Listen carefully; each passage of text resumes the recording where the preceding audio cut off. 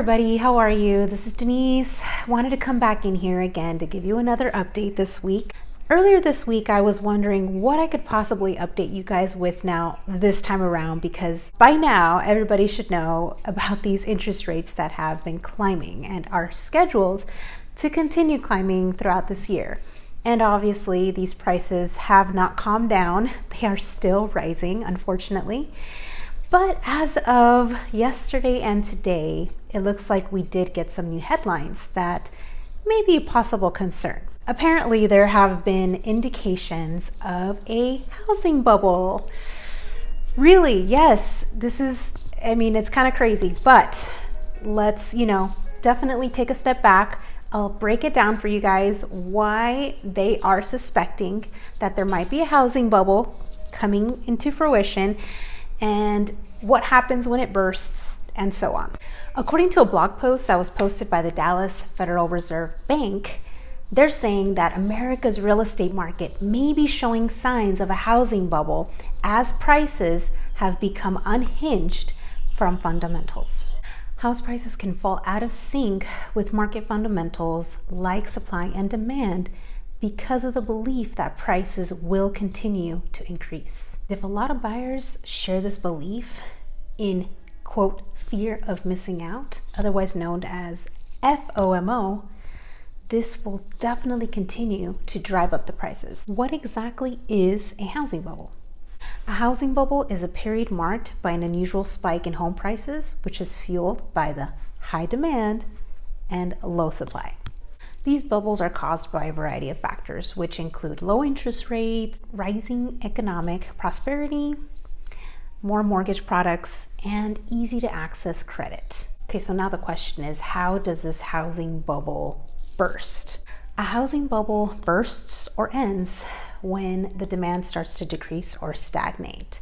So this is due to possibly the mortgage rates just going so high, or inflation eating up into savings, while at the same time demand realigns with the supply, or when new construction starts to catch up with this demand. And all this put together will result in a sharp drop in prices, which is when the bubble bursts. Just in this past month alone, as you know, mortgage rates have been rising, and in the face of rising inflation. So all this together with that strong demand is something to keep in mind. The 30-year fixed mortgage rate averaged at 4.67% the week ending March 31st, compared to a year ago, which was averaging at 3.1%. So now, how does the housing bubble affect the economy? An increase in the home values encourage homeowners to spend more because there's higher confidence in the economy. On top of that, they know that there's more home equity there and better rental income.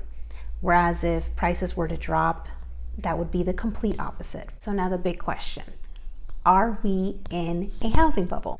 The Dallas Fed researchers, they're carefully keeping an eye on the US housing market behavior for any abnormalities. This is the first time they're looking into all of this since the boom in the early 2000s. Based on current evidence, any coming housing correction will not be as dire as the 2007 to 2009 global financial crisis in terms of magnitude.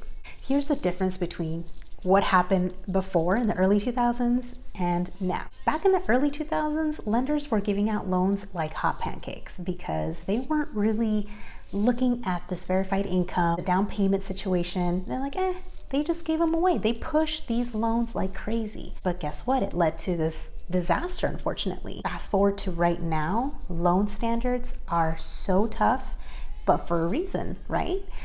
Lesson learned. That is why we're definitely not going to see something nearly as bad as then. There may be corrections, yes, because of course there's always going to be adjustments.